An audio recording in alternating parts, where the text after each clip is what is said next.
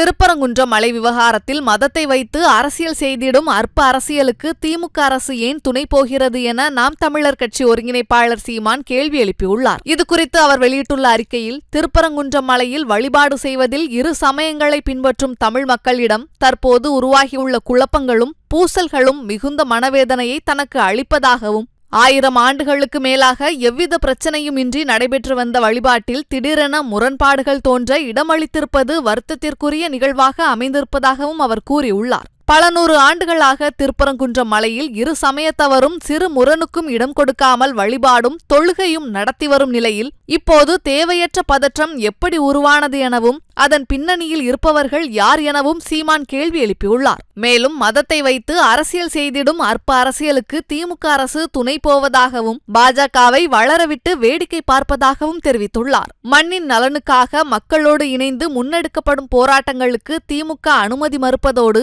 இரு தரப்பையும் கலந்தாலோசித்து ஒருமித்த முடிவுக்கு வந்திருந்தால் இப்படியான பதற்ற சூழல் உருவாகியிருக்குமா என கேள்வி எழுப்பிய அவர், சிக்கலை பெரிதாக்கி பாஜகவை முழுவதுமாக அரசியல் செய்யவிட்டு வேடிக்கை பார்ப்பதுதான் திராவிட மாடலா என்றும் இது வெட்கக்கேடானது என காட்டமாக தெரிவித்துள்ளார். ஒரு மொழி பேசி ஒரு மண்ணில் பிறந்து ஒரு தாய் வயிற்று மக்களாக வாழும் நாம் நமக்குள் வலிந்து திணிக்கப்பட்டுள்ள வழிபாட்டு சிக்கலையும் நாமே பேசி நமக்குள் தீர்த்து கொள்ள முடியும் என்றும், சமய பெரியவர்கள் அதற்கான முன்னெடுப்புகளை உடனடியாக தொடங்க வேண்டும் என தான் கேட்டுக்கொள்வதாகவும் அவர் அறிக்கையில் குறிப்பிட்டுள்ளார். செய்திகளை உள்ளது உள்ளபடி தெரிந்து கொள்ள ரெஃப்ளெக்ட் நியூஸை சப்ஸ்கிரைப் பண்ணுங்க.